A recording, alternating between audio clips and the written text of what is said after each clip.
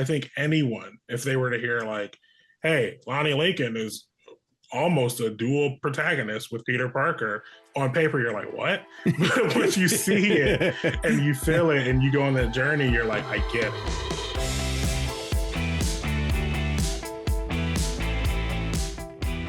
Hello, Blenders, and welcome to episode number 338 of ReelBlend, a podcast that has been telling you from the very start that Anora was going to win Best Picture, and you haven't listened to us, and we're right.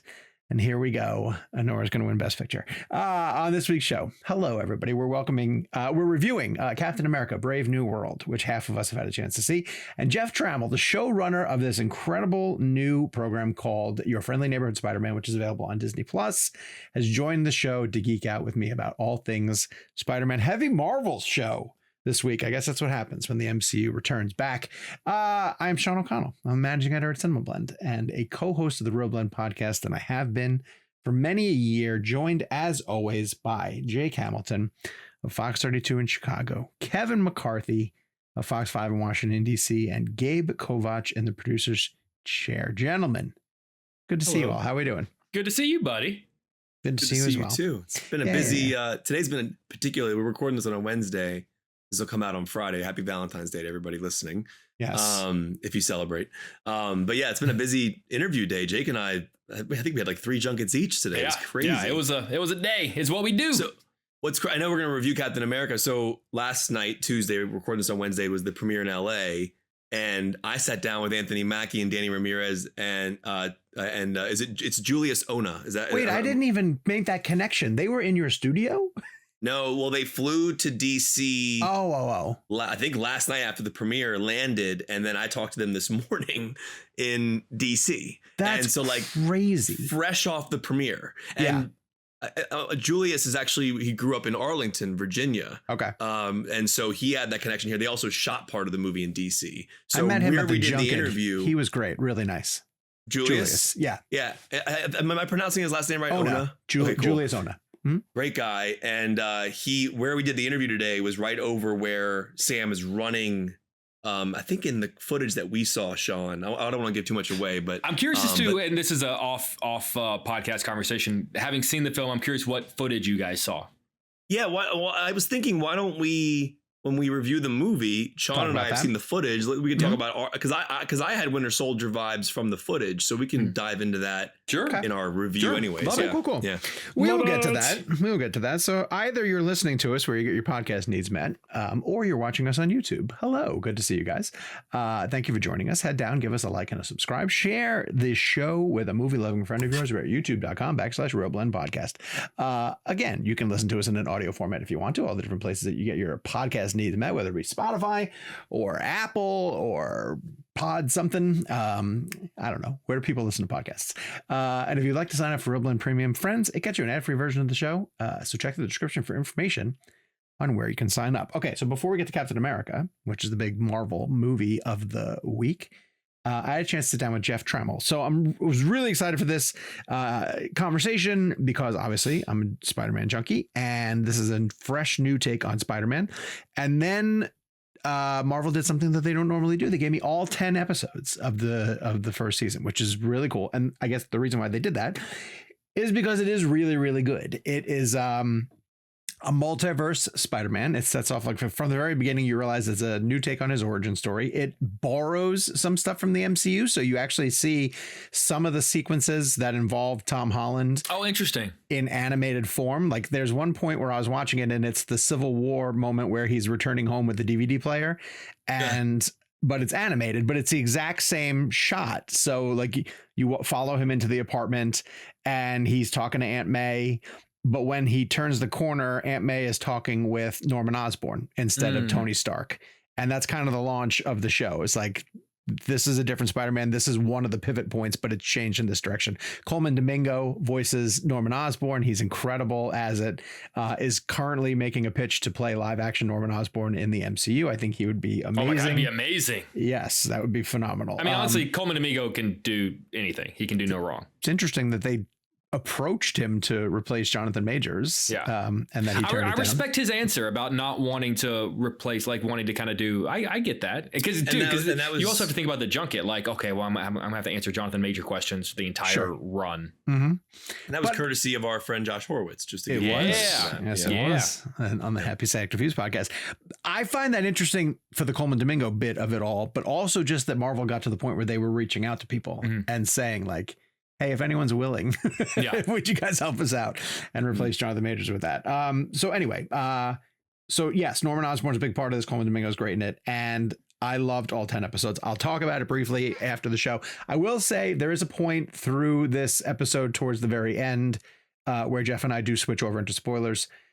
If you want to bookmark the episode, I believe 7 of the episodes are out right now. They're getting released in chunks. Like each week, 3 new ones arrive. And I'm pretty sure it's up through 1 through 7 right now. And then the next week, it'll be 8, 9, and 10. So you'll be able to listen to the spoilers at the end. It's only like two questions, I think, at the end where we get into some deeper stuff. But really, we talked a lot about his overall approach to the character, his history with the character, his thoughts on changes to the mythology, and a lot of other really cool nerdy Spider-Man stuff. So hopefully you guys are into that. Here's Jeff Trammell joining the ReelBlend podcast, just me this time, on behalf of your friendly neighborhood Spider-Man. Jeff, how are you? Good. How are you? I'm blown away, sir. I don't have words to express how much I love what you've created. Thank you. Oh my gosh. I really appreciate that. I've binged all 10 episodes and it's truly magnificent. I'm a lifetime fan of the character and your passion and understanding of him shines through in every decision. So congratulations first and foremost. Thank you. I got chills from that. Thank you so much. Oh man. So listen, this is going to run next week. By that point, everyone will have seen the first 5 episodes. I want to talk some big picture type stuff and just get into your thought process behind the character and then maybe do a couple of spoiler questions at the end. But, almost every discussion about Spider-Man has to start with Uncle Ben. And I want to get to your tweaks that you made to his involvement in Peter's origin story and how you wanted to approach using Ben, because the MCU went in one direction. The Raimi films were very traditional, obviously, and he's a very important character. So I just want to get some sense of your background on how you felt approaching him. I think that for me, our approach to Uncle Ben was always early on. I didn't want to kind of step on any toes. I didn't know what the MCU kind of like version of Uncle Ben was. And I didn't want to, especially when we were still trying to figure out the show, like really hang my hat on like, this is who he is. But as the show evolved and as it built out, it was always like, okay, I have an idea that I want to go with. And I have an idea of like what I think Uncle Ben means to Peter. And I'm trying to find the right words to say this because I don't want to spoil anything, but also like, I know how much Uncle Ben means to so many people. I didn't want Uncle Ben in our show to be reduced to a soundbite.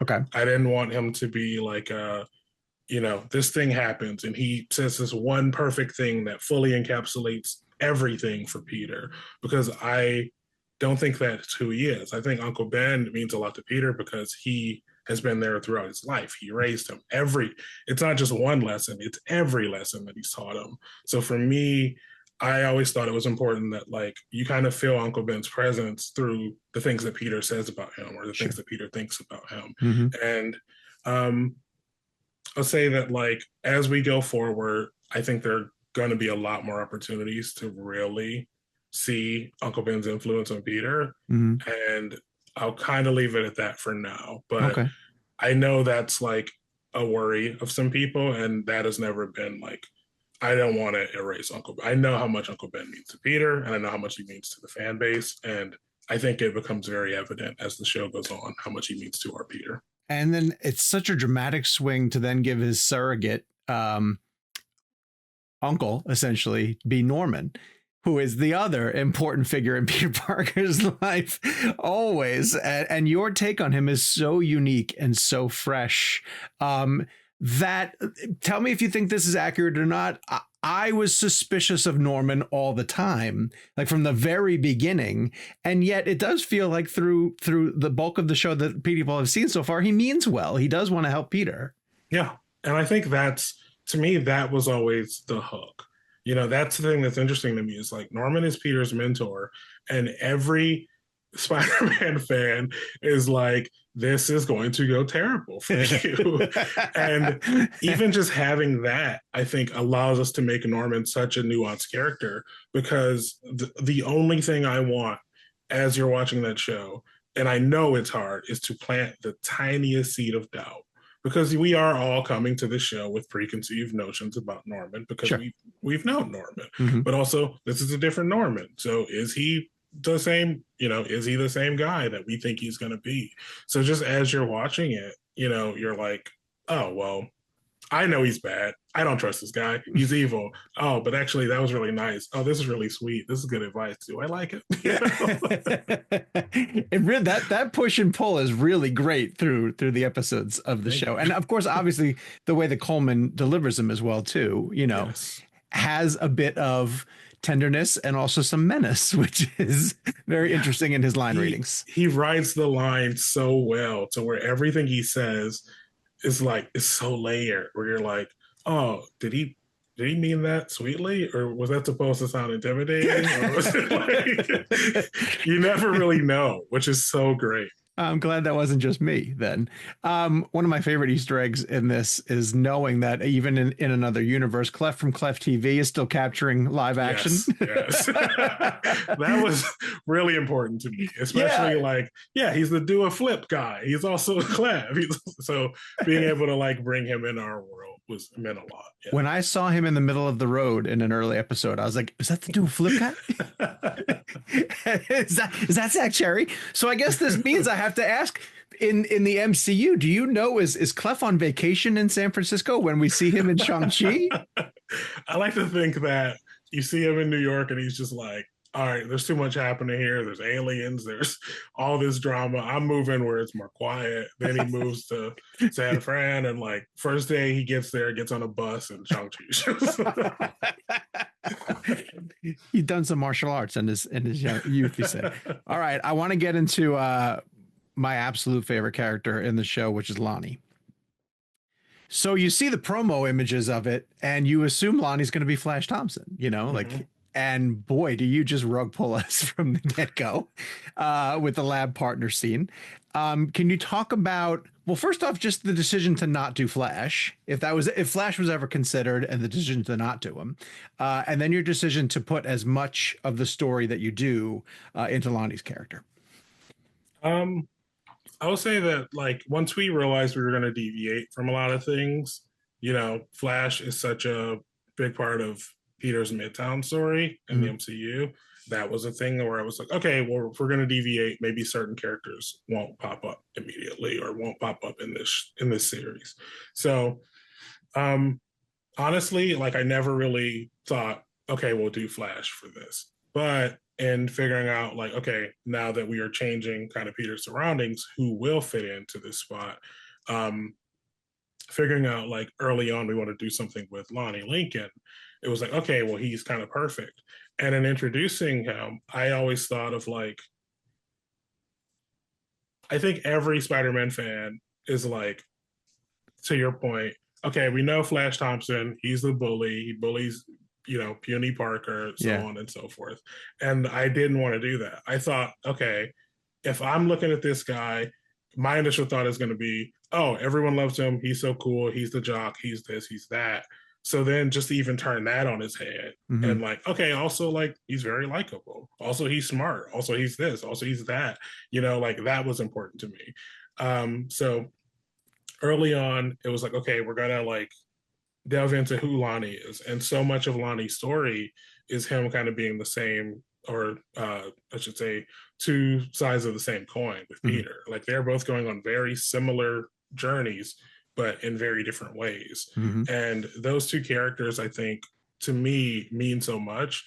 And being able to dig into Lonnie and his environment, and his backstory, and his circumstances, I think has always been really interesting. So just even him and Peter being so similar in a lot of ways, but so different in that like one's the big man on campus at school, but once he goes home, life is completely different. Peter's kind of easily drifts into the background at school, but once he goes home, he's a superhero. Feeling those differences and the similarities as well, I think really makes for an interesting dynamic between those two characters. Jeff, there's a point in episode 3 where you cut back to Spider-Man in action. He's fighting some of the goons who've getting some of the technology. And I wanted you to stay with Lonnie's character and the gang and his brothers. And it was at that point that I realized, God, and this is written so well and so character driven that, I didn't think it would. And that happens multiple times through the course of the rest of the episodes when you cut to the action. And I'm like, no, please get back to the storyline because I'm really interested in what's happening over here. Can you talk about your emphasis on character and your need to make sure that the narrative was always pushing forward with these background characters that we grow to love?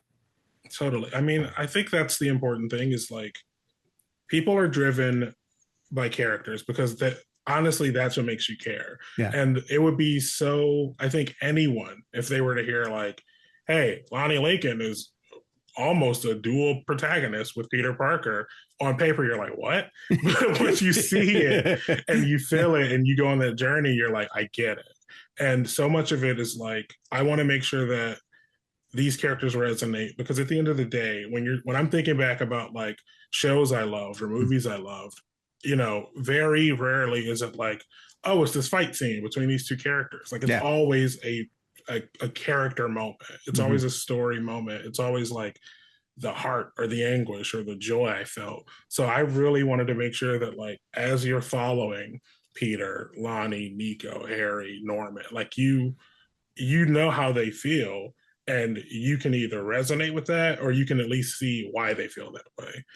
Yeah. So I really appreciate you saying that. That's really cool to hear because I think that was always a worry is like, are we spending too much time here or should we focus a little more time on the fight scene? So hearing that, like, you're like, no, get back to this means a lot.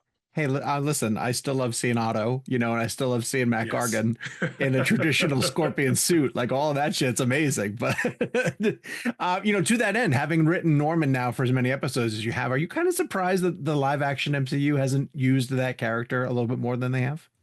I will say, I think it's hard to figure out how to use Norman in certain incarnations. And I think, I won't pretend like it was an easy road to figure out what makes our Norman tick. But now that we have, I think that he's a really fun character. I personally would love it if our Norman were to pop up I think it would be cool to see Colman pop up in the MCU. But, for now, I'm very happy with, having him in our series. All right. There's another character who pops up a lot, and I just kept noticing him. There's a guy with glasses and white hair on his sides. Is he a reference to anybody? Is he someone special to you?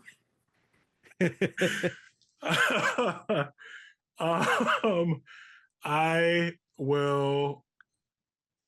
very much want to say no comment on this. No, come on. You got to tell me. I hit something. There's someone who works with the show that very much resembles that person. So that's kind of our shout out to them. And I'll leave it at that. All right. Because I knew it wasn't Stan. You don't have any kind of Stan Lee references in the show, do you, anywhere? Not overtly, no. I think, that's the thing that I also want to be like very respectful of. I don't want to feel like, oh, there's a Stan moment. There's like the kind of like trotting out of like I would never want to disrespect Stan's memory. Yeah. But yeah, I think if there's a nice place to put something that honors him, I would definitely want to go that route. I mean, his fingerprints are all over everything that you're doing here. Let's talk about the costumes. Let's talk about the costumes you get to play around with. The first one, obviously, the sweatshirt and the mask is we've seen sort of iterations of that. But in episode 4, you blow it all out. Like now he gets a chance to get some Osborn tech, and it's not dissimilar to getting Stark's tech in the MCU. What were your inspirations for the visuals of the white and navy blue badass look that we got in episode 4? I mean, honestly, that was me as a fan being like, what are some really cool suits that I would love to see in this series? And I've always loved the inspiration for that suit, the Future Foundation suit. Yes. But being able to like take it and put a spin on it. And also like the thing that I love about the Future Foundation suit is it feels very sterile. It feels very clean, And to me, I was like, that was a conversation we were having. It's like, okay, well, if this is a suit that is presented to Peter, it's not a suit he designed, but it's a suit that was given to him by someone who's like, this is what Spider-Man is as a business idea. it's not going to have the flair that Peter's suit would have with him knowing who Spider-Man is as a hero, So for me, it was always like, what's a fun suit that I would love to like see animated and on television that hasn't truly been like done a lot, but also fits the need of what we have. And then it's just tweaking that to make it our own. So honestly, that was it. And then I'm like dancing around if I want to say this or not. There was a version of this suit where it could change colors to go into a night mode. Ooh. And then that was going to be inspired by the black and green big time suit.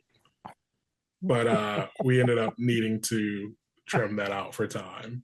So that was always the plan. Come on, that's great. It's like a reverse flip of the one of my favorite alternate suits is when you got to wear the Fantastic Four suit with the paper bag on his head. Yes, Bombastic Bag Man. Yeah. I love that one so much. I also love and talk to me about balancing this too, like. You don't have to do the traditional origin, but you go out of your way to include homages. I saw Crusher Hogan, as he's flipping through channels. Talk to me about still finding the need to like, put those nods in to let people know that like they're still part of this world. Yeah. I mean, it's ingrained in me as like a Spidey fan to want to see that stuff. And even beyond me, like our crew, like everyone on our crew is such big fans of the character and just like everything that's come before it, whether it's the comics, the games, the movies, the other shows. Like there's just so much. And there's so much vastness to it. It's like, well, why not use it to build out our world? It's only gonna like resonate with other fans. They're only gonna be like, oh, I know that guy, or I see this thing. And like even beyond that, like our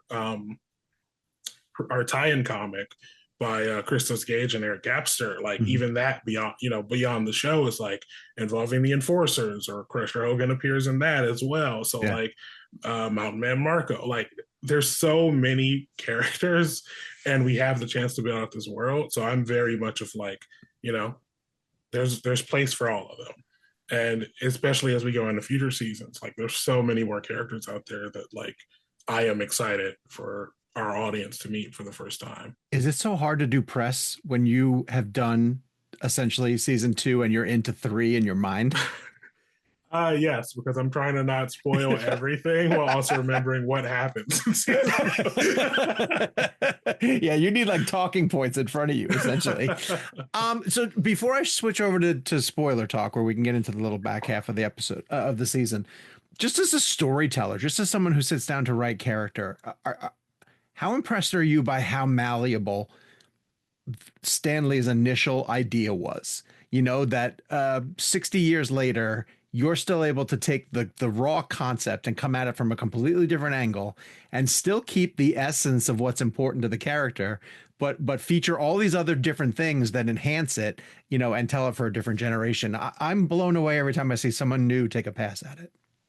It's incredible. Like I can't imagine sitting down today, creating a character, and 60 years from now, someone else is writing that character. Like that is insane to me. And like the fact that Stan could do that, not just once, not just twice, but with so many characters, is like, it's unreal. And, because I think that's the thing, like, he had these characters figured down to their core. Yeah. And that's always important. Like you could strip away Peter's tech, you could strip away the spider powers, you could strip away the jokes and the awkwardness. But at the end of the day, like he is a character driven by heart. He's a character driven by how much he cares and how much he wants to do the right thing. Yeah. Even if it means, putting himself in the line of fire. Mm-hmm. And I think once you know that, once you figured out like who he is at his core, building out the world around him is almost easy because he's such a dominant force in storytelling because there's so much you can do with him. There's so much to go with him. There's so many places, like different avenues. The fact that there is like,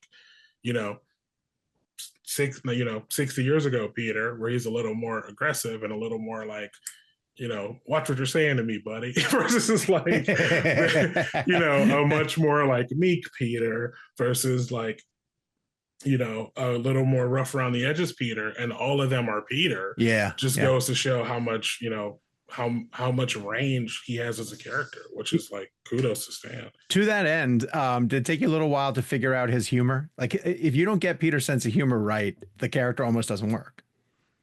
It's tough because it's also like we have to write Peter in a way where he can't just like do a bunch of references to things either. Where it's like, oh, he should say this. And I'm like, oh, well, he doesn't know what this thing is because it happened after this time point. But also like, it's fun because he can just say like there'll be plenty of times where we're just like, okay, we've written this episode. Now we're watching this fight and we're just doing like joke pass. We're just like, oh, he could say this thing or he should say this or this, and just kind of like funniest joke wins. So that's also really cool. It's like you just get to kind of like riff and mystery science theater fight. Like, okay, go. This joke goes in now. That's awesome. All right, let's get to a couple of back half of the season conversations. So and of course I'll keep all this stuff for episode specific. One simple word change spins the entire narrative on its head, which is with great power comes great respect. I thought for a second you were going to let Peter go down a really dark path of Norman getting into his head and making him feel that this is all a selfish act. Can you talk about your decision to tweak the very famous line and why you wanted Norman to almost put that effect on Peter? The base of this show to me has always been familiar but different. Mm-hmm. And I don't think there is a phrase that is more synonymous with Peter and with Spider-Man than with great power comes great responsibility. Sure. So again, familiar but different. And knowing that we wanted that phrase to come from Norman Osborn, knowing that he is Peter's mentor, he is, like you said, his de facto uncle. Sure. And knowing what matters most to our Norman Osborn, it would be, having people respect you, having like kind of clawed yourself up, your way up from the dirt all the way to this empire, is having the respect of everyone. So being able to instill that in Peter, who is this, again, a very impressionable 14-year-old kid with so much power and potential, and, like, how would he take this? So for me, very early on, it was like, well, everyone's worried that Norman is going to turn on Peter. You hear it, it's like, oh, he's going to turn on you. No, to me, it's always interesting is like, well, what if Norman corrupts Peter? That's the more interesting avenue. Mm-hmm. So having him as the kind of bug in Peter's ear, no pun intended, but like, and to say that, and to like see it resonate, and for us as the audience to see it and be like, that's wrong. That's the wrong lesson. Don't take that. Yeah. But you can't do anything but watch has always been very moving to me. So very early on, it was like, okay, this is the lesson that I want Norman to instill. And now it's when's the right time to do it? Oof. And when will it mean the most? Yeah, you terrified me, actually, when that was happening. That actually scared me because I really thought that's where you were going with it. And I'm really happy that the things turned themselves around. I laughed my ass off when you gave Harry the go get him tiger line. Thank you very much for that. Yes. I can't even take credit for that. I have to give that to our one of our writers, Charlie Nooner. I remember reading his script for that. And then we got to that point and I was like, oh, it's perfect. And I was like, oh no, but like, he's not supposed to, but it's perfect. We got to do it. It fits so well. Kudos. It's similar but different, exactly like you're saying. Yes. There are two characters that are not part of the narrative. How do you feel about maybe Mary Jane Watson and Gwen Stacy being in this universe at some time? Do you see them as characters you want to explore? Oh, definitely. Again, similar but different. But I would be. I don't. How can I say this? I'd be very surprised if one or both of those characters don't appear in later seasons. Okay, gotcha. I saw the name Ned Leeds on the board. You frequently are rocking an awesome goblin shirt when I see the interviews that you're taking. What is your thought on goblins? How do you feel about goblins in general? There's, can't have too many goblins. Always got to have a goblin. I think again, there's a lot of goblins out there. There's a lot of characters out there to explore. And we're open to exploring a lot of different avenues for Peter. Well, and then there seems to be like there's to me the history of Spider-Man.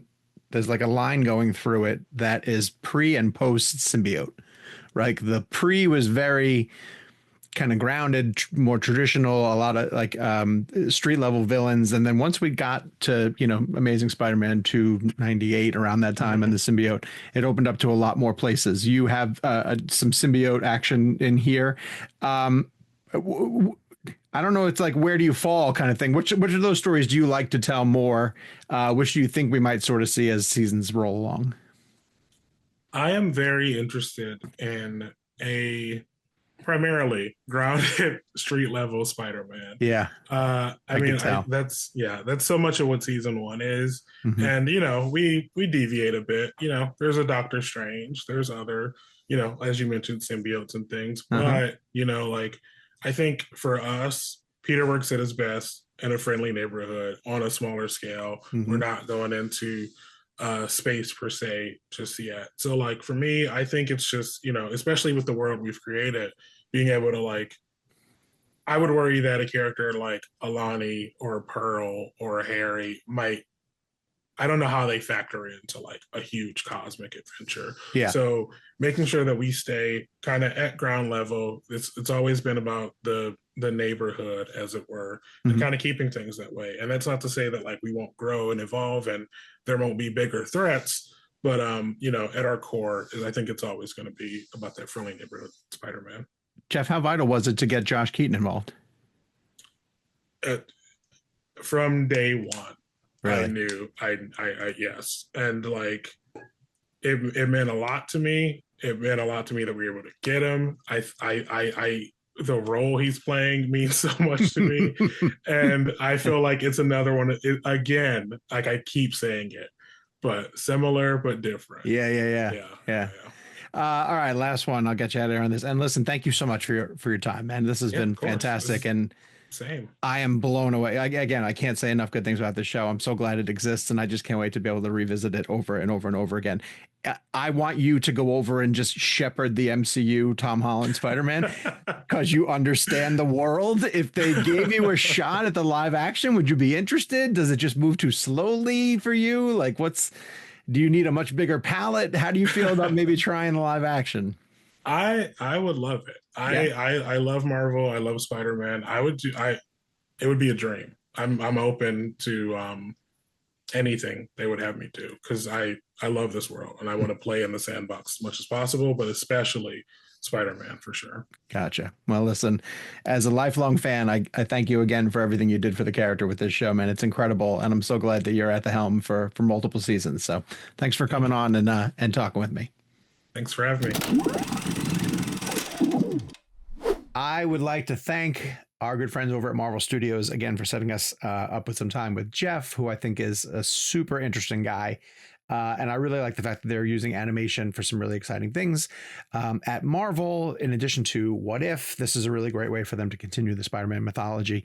I don't know. Have you guys had a chance to even pop this on at all? Have you had any interest in checking it out? Mm-mm. It's really cool in the fact that yes, even I was like, how many times do I want to watch the origin? Do we have to see Spider-Man in high school?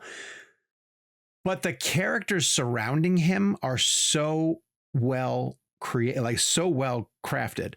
There's a character named Lonnie who people will know if they've read the comics, but even the way that they sort of approach his origin, and he becomes sort of the tragic anti-hero in this storyline. And so there were times, and I said this to Jeff while we were having the conversation, where there was a Spider-Man fight going on and he was taking on one of the villains, and I wanted them to cut back to the Lonnie story. Oh, interesting. I was like, all right, this is just a routine Spider-Man fight. Get back to the storyline, which I actually care more about. And that's when I realized that this show was doing something special. Like anytime that you're invested in the characters and wanting to see which direction they were going to go in, I thought that was fantastic. It also plays really, really well with just Spider-Man Legacy. You get to see a couple of characters and villains that we haven't seen in live action before, but with really accurate comic depictions of their costumes. One being the Scorpion, who I think is somebody they might use later. Michael Mando played the Scorpion in Spider-Man Homecoming. He was from Better Call Saul. Terrific character actor. And I think they might use him in live action sometime down the line. But little cool cameos. Charlie Cox plays Daredevil. That's been in one of the episodes up to this point. Is there, do you think they made an attempt to get Holland to do the voice? Or that's interesting. No, I don't think so, because everyone's voice is different and it's definitely a different Spider-Man. Yeah. Okay. There's a bit. So the origin, by now, everybody has seen episodes 1 through 8. If you get a chance, if you're watching the show, there's a bit at the beginning of the show where Doctor Strange opens up a portal and a creature comes through the portal and lands in this Peter Parker's world. And through that fight, the spider that bites him gets transported through. And Doctor Strange does this thing where he's like, we're not supposed to be here. This is a big mistake. And he gets his bite that way. Something's going to happen at the end of the season that will even tie deeper back into that, but it makes sense that this is not Tom Holland. Interesting. They do kind of really set it up that like the Tom Holland universe is going in that direction and we're doing this sort of thing. Because Jeff Trammell's been told he's already greenlit season 3. So the story for season 2 is completely plotted out. Now they're animating it. And he is currently writing season 3, which made for a really difficult conversation for us to have, because even questions that I gave him that were like a bit spoilery for season 1, he would be like, let me tell you that I can pretty much guarantee that this person is going to do fill in the blank at some point. And I was like, all right, this has got to be really hard for you to tease this stuff out. Anyway, huge. If you're a Spider-Man fan, I think you'll really dig it. If you're a Marvel fan, I think you'll really dig it. I like the animation in it as well too, but for me, it's the writing and the characterization that kind of won me over. I want to switch over to Captain America: Brave New World and kind of use it as a transition point, because the reviews I read today were not good at all. But at least the ones that had something nice to say was due to some of the character writing in it. Like they talked a lot about how they thought Anthony Mackie was really charismatic and that Danny Ramirez is kind of the heart of the film. Kevin and I got a chance to see 25 minutes of it. Gabe and Jake have seen the whole thing. First, Jake, I'll start with you. Do you agree with the reactions that were mostly negative? And do you also agree with the characterization comment? No, I don't agree with the negative reactions. And listen, I think I'm probably one of the people on the podcast that tends to lean a little bit more negative in regards to Marvel, particularly within the last like couple of years post Endgame. Yeah. I thought it was good. Again, it's you know, we complain about this a lot on the podcast. Like, it's not a very sexy review to just basically say like, I liked it. It's a 3.5 out of 5. Like it's flawed. It really wants to be Winter Soldier while not having the quality of writing or the direction to back it up. But I thought some of the most interesting parts were that it sort of felt like we kind of finally indirectly got a sequel to Norton's The Incredible Hulk. A lot of loose ends from that film are tied up. Loose ends that because I've always been a defender of that movie. I've always thought that was the best that MCU's Hulk's ever been. Is the Norton Hulk. No disrespect to Ruffalo, but I felt like the Hulk in The Incredible Hulk is actually scary and a monster. And so I like that one a lot. So I like that tie-in. Listen, I have an affinity for Harrison Ford, and I think he kind of steals the show. Like every time he's on it, it's just like, damn, like that's a freaking movie star, man. Like he, you know, and with all respect to, you know, some of the younger actors in the movie, like you go toe to toe with Ford, it's just not going to be quite as good. And there's just something about, I don't think this is a spoiler because it's in the trailer, but like a movie exists where Harrison Ford turns into the Hulk. Like, you know, whenever I was 7 years old, you know, my Indiana Jones action figure, I used to turn him into the Hulk, and now I got to see it in a $200 million blockbuster on the big screen. Listen, it's, some of the script could use a little bit more polish. Some of the lines are a little like, okay, all right. Some of Mackie's delivery sometimes I found to be a little bit more flat than I think, you know. But for the most part, I thought the effects looked great. You know, Marvel has had, you know, I know a lot of the effects companies have complained that they haven't had the time. There were a handful of shots, Gabe. I'm curious if they stood out to you where I was like, that's a reshoot. You guys definitely, and it's because it's basically, it honestly looks like Anthony Mackie standing in front of my weather chroma key at my news station. That was exactly what I was going to say. I think I know what you're talking about. Yeah. But only like maybe, honest to God, maybe like 3 or 4 shots. For the most part, I thought it looked nice. I thought it was colorful. The action sequence, the middle action sequence, which finally brings back that big thing from the Eternals that's sticking out of the water, looks fantastic. I enjoyed it. It's not great. It's not a game changer. It's not going to be in anybody's top 10, but I've seen some of the Marvel movies that clock in the high 70s and low 80s on Rotten Tomatoes. And the fact that crap is getting a pass, but for some reason Brave New World is getting crapped on, like, makes no sense to me. So Brave New World's at 52%. I just that's looked insane. While we were on. That's honest to God. It's like going to McDonald's and being mad that you weren't served a filet mignon. If this was if this was in the 70s, you'd be like, yeah, that sounds about. That sounds 100%. That sounds exactly right. Like, because we always complain about, right? Like, okay, who, like, because Rotten Tomatoes is just, did you like it or did you not like it? I don't see how anyone actively disliked it.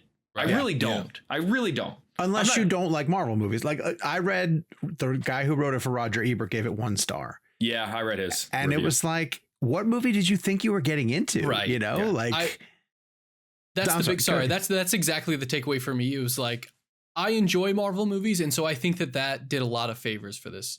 If you don't, like, I get why you don't, but that's nothing. It's nothing new. It doesn't really break any new ground for Marvel. It doesn't necessarily also like slip back into like old habits that are necessarily like rote, you know.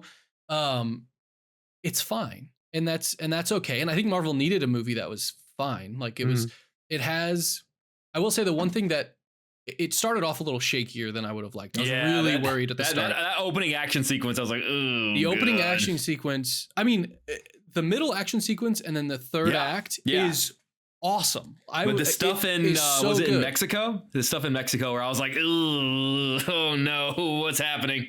It was actively like bad. Like it was. It wasn't necessarily that the choreography was bad, but the way they composed shooting the choreography just looked unconvincing. Calling it a Disney Plus show would be an insult to Disney Plus shows. Yeah, it was really But then it goes like that start. How's the exposition? Well, I will say thank God for journalists in this movie, because journalists deliver a lot of information that you need. Thank God for news anchors. Like newscasters? Yeah, thank God for the news anchors. Well, and they don't explain Falcon and the Winter Soldier in this, but they definitely, like, you know, we talked earlier on, like, is Marvel just going to go, like, are they going to go full, like, no, we're expecting you to watch these shows, and when you watch the movie, it's just picking up? Or are they going to try to explain?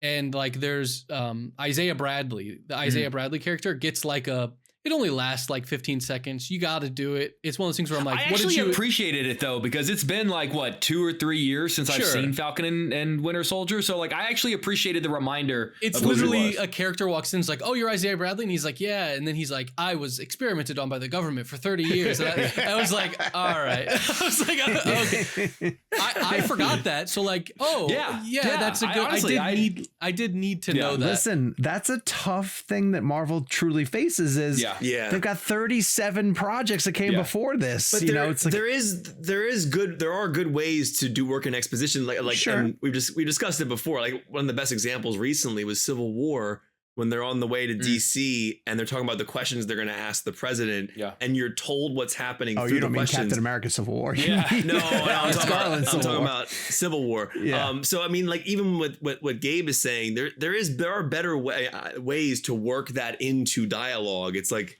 and I don't want to belabor the point. That exactly hits on what I'm saying of, like, you should expect that, you know, from this literally like the 65th Marvel movie, you know, going back to the Fox days or whatever. I know you made that joke in the text thread last night, but I got to be honest, I feel like there's been so many Marvel things that I seriously had to pause and go, is he joking or was it actually 65? I think it's 65. Yeah, it's up there. Wow. It's not that far. I mean, when you loop in the TV shows and everything else, like, exactly. It's a lot. Yeah. So a couple of go ahead. Okay. No, go ahead. I was just gonna say, a few weeks ago when I saw the footage, and I think I had texted you guys after the footage, it was giving me Winter Soldier vibes. And a lot of that came from, like, I always think back to what the Russos did on Winter Soldier, because it grounded this fantastical world in a very human way. Like the bridge fight, the action sequences in Winter Soldier were like, they felt like The Dark Knight in a way, where it was like I was watching like real human characters. Like, and so there's a moment, not that there aren't human characters in the other Marvel films, but there's a moment in the footage that we saw, Sean, and it's now in one of the trailers, so it's fine to mention, where he's fighting somebody and the guy says, "Oh, did I hurt your rib?" or something like that, whatever he says to him. And I like stuff like that because it kind of reminds you he's human, and it reminds you that he can be hurt. It reminds you there's vulnerability. It reminds you that he's, because he didn't take the serum. He could get killed in a fight, theoretically. So that the footage that I saw reminded me of that. Does the rest of the film have the Winter Soldier tone? I mean, it's. I feel like you got the generic brand of like you know, you ever like as a kid, you ever like, my mom wouldn't buy me Lucky Charms, but she'd buy me like the store brand of Lucky Charms. Like, you're not getting Winter Soldier with like a Fortunate Gems. What were the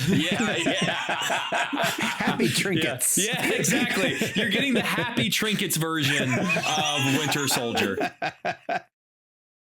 So what we saw in the 25-minute footage before doing the interviews, I'm going to assume is the opening-ish 25 minutes.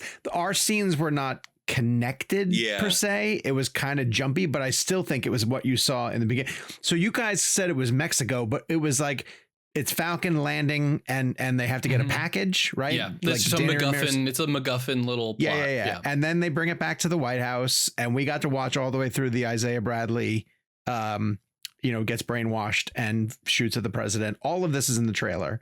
Yeah. And then our footage ended with Isaiah Bradley running from the team, running from the Secret Service agents and all this stuff.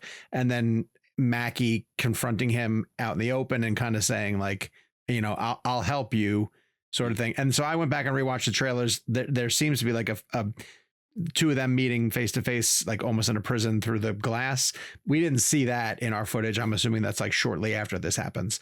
And then Mackie, I guess, is going to go off and kind of figure out what happened to Isaiah. So I did think the White House sequence was good. Yeah, for sure. At least in the footage. Good. I don't know how it's cut in the movie, but without giving too much away, I thought that whole stretch of film and then like the interaction between Mackie and Ford, all that stuff was really well done. So I still feel like Brave New World is the movie that is the last of the Marvel movies to be affected by the delays.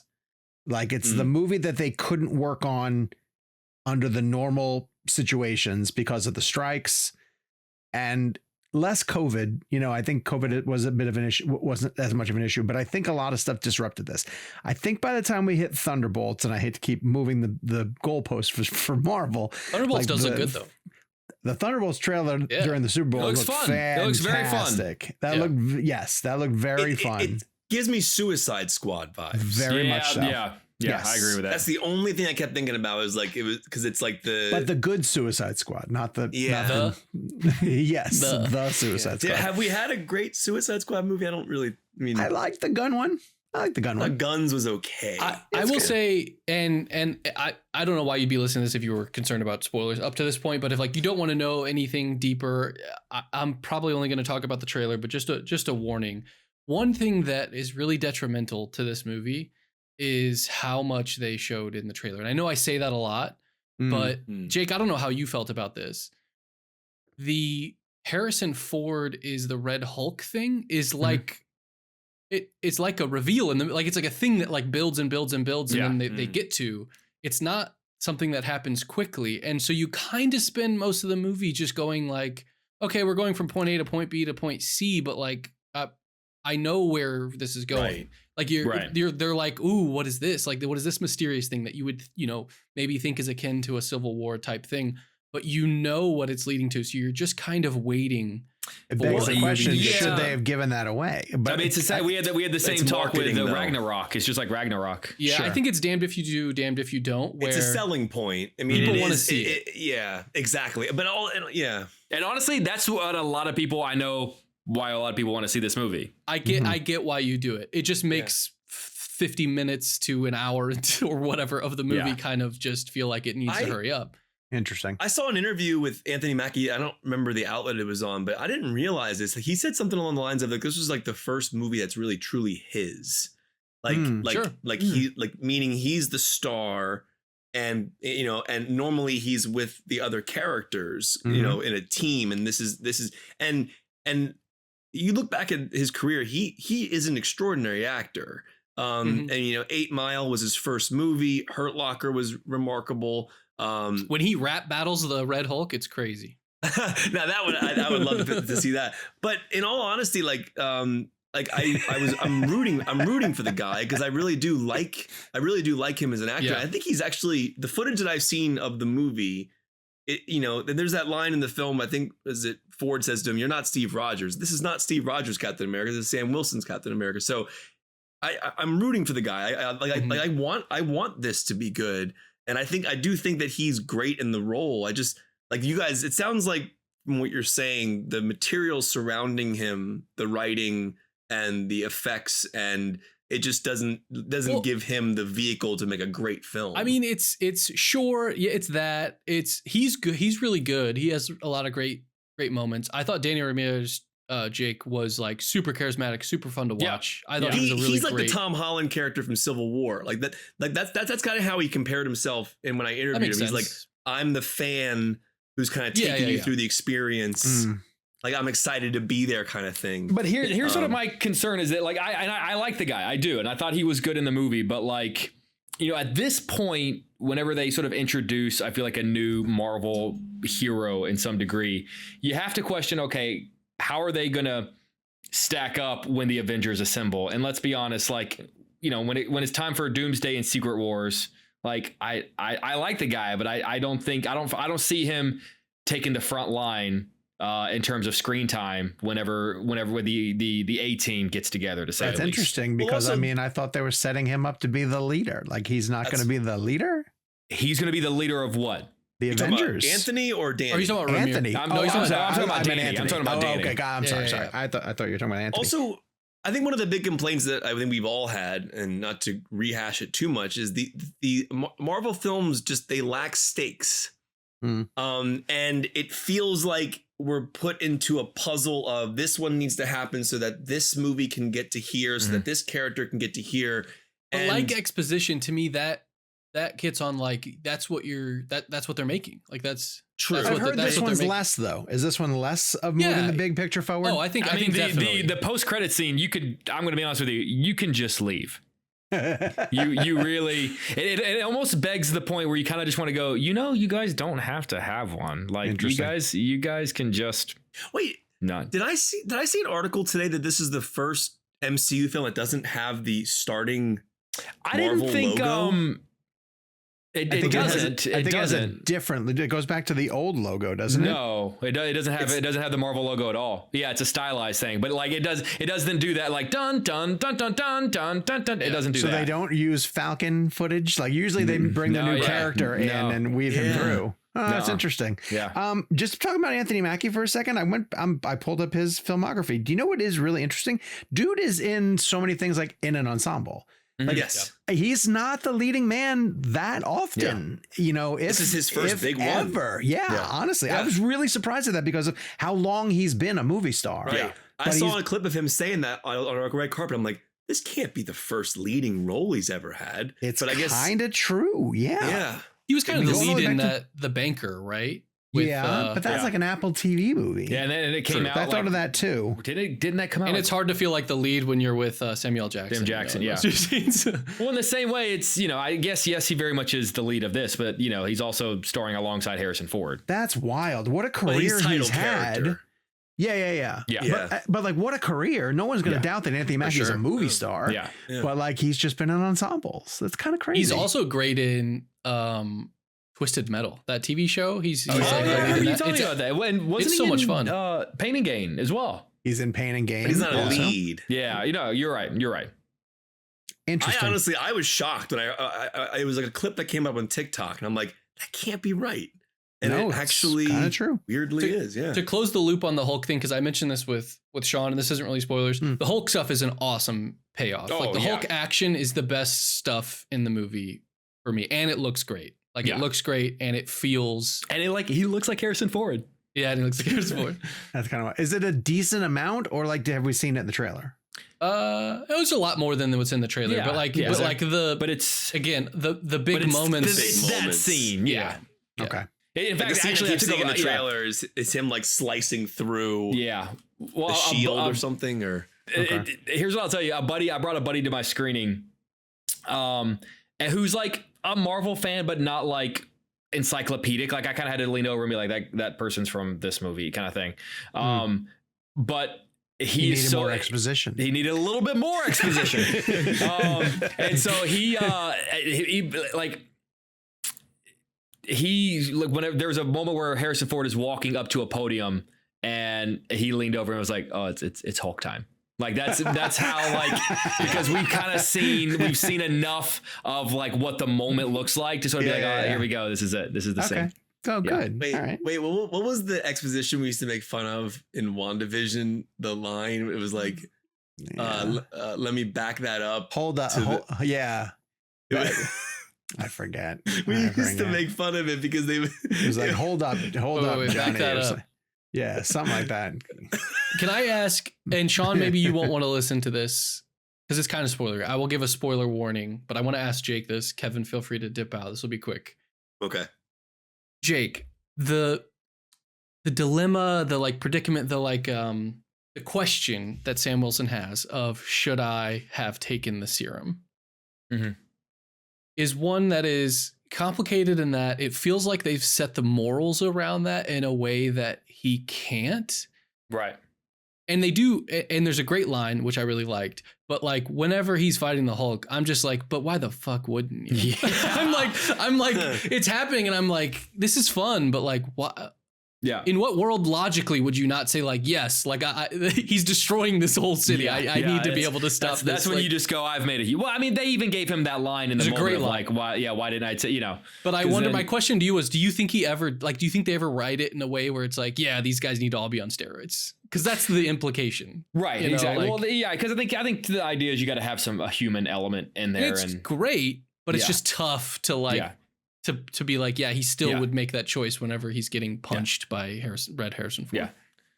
But anyway, that's Sean. Okay, I have a quick question for you. And this honestly means nothing in the context of the movie, but do you ever like feel like you've seen a mistake in the movie and you're like, did I see a mistake or did I just blink whenever like the answer to my question?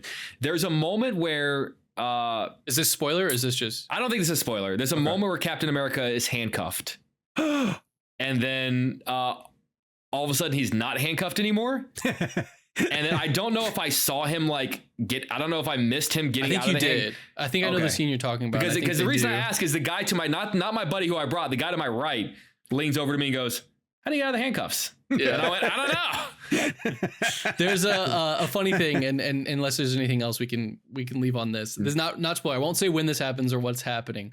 But I've been cutting our interview stuff that Sean did for this, and Mackie talked about the portals scene, and that he recorded his On Your Left line on his phone in his closet.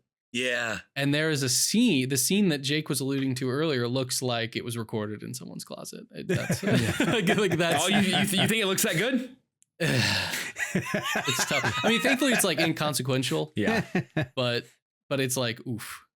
I will say that when Mackie redid the lines for me, it was really cool. That was neat. Just to hear like his voice for a second, you forget that like, oh yeah, you're the guy. Yeah, you're the guy. You're the guy. You're the guy who actually says those lines that I listen to all the time. There is something about it. We've all, knock on wood, we've all been lucky enough to have like actors like say their lines to us, but there is something about like hearing them say it where you're like, oh, because you've heard it in pop culture for so long. Yep. It's something as simple as I think we've all asked him about this, but like having Arnold say, I'll be back. It's like, I know you've said it at that, but you just said it to me. Right.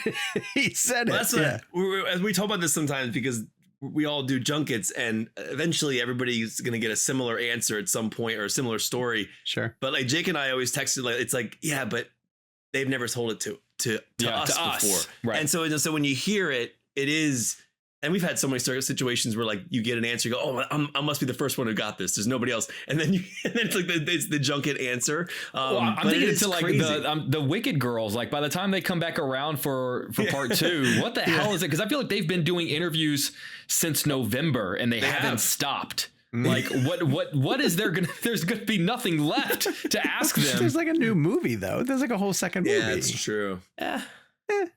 Come on. I'm excited. I heard Kev's gonna do 40 more minutes with Cynthia. Come on. What are you gonna do? Don't cut him off. All right, let's throw a quick to a break, and on the other side, we're gonna talk about the surging front runner in the Oscar campaigns currently. Kevin's favorite movie of the year, Anora. Dune Part 2. And we are back. So weirdly, because of the fires and a lot of the delays that took place last weekend, there were a number of award ceremonies that ended up landing very, very close to each other. Critics' Choice Awards was on a Friday. Saturday was both DGA and PGA. And Anora and Sean Baker had a time, like just surged. And so you guys might not know this, but we started the show as an awards podcast.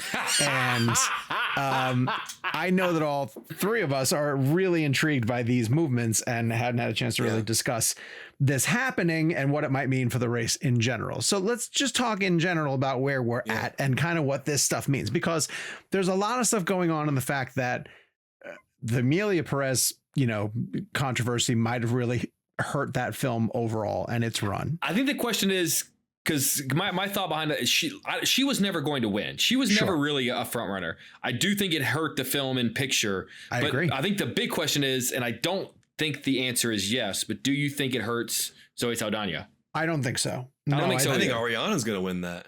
Oh, I don't think so. I don't. Interesting. We'll get into that. We'll get into that in our prediction episode. But we will. Now, Kev, were you shocked that Anora won these? Because it wasn't really picking up picture prizes in other things leading up to this.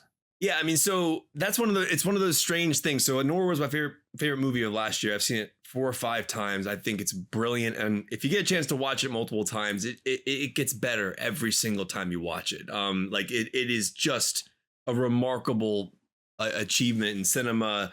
But there's that moment in the award season where the film that you love starts not winning the major things. Sure. And I just thought Anora was not going to win anything, maybe screenplay. And I was just going to be content with that. Cause obviously there's so many other films, but obviously with the PGA win and the DGA win, and then the Critics' Choice win all in the same weekend, it propels that film to frontrunner status. And I'm just happy for it because it did feel like it was like falling away. Sure. And I do think it's the best movie of last year. And I would love to see that film win because it's such an entertaining film. It deals with very heavy thematics, but it's such a ride. Mm-hmm. And I was talking about this today. It's like that's the kind of movie that like you could show to anybody and they'll be entertained by it. Obviously it's for adults. Not my mom. Not for, yeah. But it probably is not Jake's mom either. No, they watched it. Did you show him Anora? Yeah. I mean, I didn't watch it with them. They watched it. But that was not a gather the family around kind of movie. I mean, I really would love to see Mikey win too, but I just obviously I don't think that's going to happen. I think, but there is a real scenario where Sean Baker walks away with 4 Oscars. So screenplay, directing, picture, and editing. You don't think they'll give directing for the substance? I don't know. He won DGA. Yeah. See, I think, he did win DGA. I thought if anyone was going to take director, it would be Brady. Yeah. I thought maybe they'd sort of recognize what he accomplished in Brutalist. Do you think Nosferatu takes cinematography? No. I hope Dune does. Yeah, Greg Fraser. I mean, everyone on here, how many times have you all seen Anora? Just once? I've seen it 3 times. Once, and I don't like it. I don't understand. It so I love the first half, and the minute they start looking for the kid, I lose interest in it. That's I so was interested in interesting. it. It was my number 4. I feel like the second half of the movie takes place in real time. Like it grated on me the longer it kept dragging. And then they get to the point where they find him, and then all the stuff that's at the end of that with his parents showing up, and then they go to Vegas to get the annulment. And I was like, oh, it's so good. This movie's got to end. Why is this dragging on and on? And I think she's great. I really did think that she was fantastic, but I couldn't get into the second half of that movie. So I will give it another shot because Michelle does want to see it. She hasn't seen it yet, so I will give it another shot. But the first time through, did nothing for me. And so I'm really fascinated by this. The Critics' Choice Award to me was a big surprise because Anora didn't win anything else the evening of Critics' Choice. Our director, who we're all members of the Critics' Choice, went to John Chu, which was kind of fascinating. And when he won director, I was like, oh, wow, we're going to give it to Wicked. Yeah, I did too. And it was weird because our voting happened before the Amelia Perez headlines really started generating a lot of heat. So I wondered if that was going to impact what people voted for. And then, like I said, once John Chu got for director, because the funny thing with Wicked is we were even having a conversation of like, well, that might win Best Picture, but they're not going to give it a Chu, right? Like, there's so many other strong directing candidates, and you could make a case for so many of the other ones, but maybe John Chu even gets left out. Then he wins CCA, and then his movie doesn't win. That's a really weird way that shook out. This whole season's been weird. It's just been a weird award season. But Sean Baker on Saturday night won DGA and then had to run over to the PGA to accept Anora winning that one. I mean, like you said, it's a wild season, and yes, I think that this kind of means that it's a front runner. But one thing that makes me so angry, and Jake, I want you to comment on this. The people who make their living, and God bless them that they've been able to do this, but the people who make their living being Oscar pundits, are so full of shit. It's the same way that, we do fantasy football. And if you're familiar with how fantasy football works, there are always these projections. We project your points, your running backs can get 14 points, and then they get 3 it's no one knows. Nobody knows. Everyone's just reading the tea leaves as they're happening. Like, it's easy to say Anora is going to win now because it won all those things. But 3 weeks ago it was Amelia Perez, and 4 weeks ago it was the Brutalist. And then 4 months ago it was Anora. Like it was, at a certain point it was Wicked. Like, no, remember for a brief hottest of seconds it was a complete unknown. Like no one knows, and it's perfectly okay to say no one knows. But the thing is that there's so much power in a major publication predicting something to be Best Picture. That's the business of it, because people who are the Academy voters or whatever voters, if they see something as the favorite, in their mind they think, well, I at least got to watch it, or maybe I need to file in line and get on board. So like there will always be the business of these prognosticators, but they don't know any more than anybody else does. No, and it doesn't make me mad that they do it, because like I said, God bless them. If they're able to build a salary out I enjoy it. I enjoy like prognosticating, but it's the weight that's put on their opinions that drives me. Now it currently drives me crazy, because if you go back and look at what they're saying, like Sean Baker for DGA, I went back and looked at Gold Derby, and the people who made their predictions, he was 4 or 5 on most of their lists. Yeah. He was nowhere near the top for DGA. And then he triumphs of DGA. So it's like, you're just throwing darts at a board. Yeah. So that drives me nuts. Kev, I have seen some people make the argument that if a movie's going to win picture and the story is structured primarily around a character or a performance, that person usually carries through. I understand Demi's narrative is really strong for The Substance. I wouldn't be mad if she won. Substance was my number 1. But I think if people who want to see Mikey win, they're kind of pinning their hopes to that belief. Yeah, I mean, how do you give Anora everything except Anora? Right. Yeah, I know.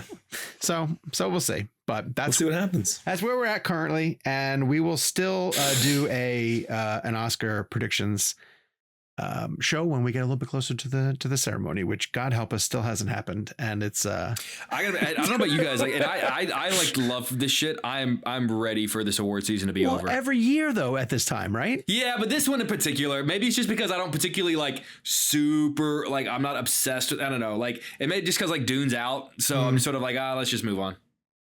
Okay. Well, here, what I'm trying to say is when it's not about me, Yeah. I care a lot less about it. Oh, Jake, you don't have to tell us that. Honey, we know that. Whose takes are they, baby? Good point.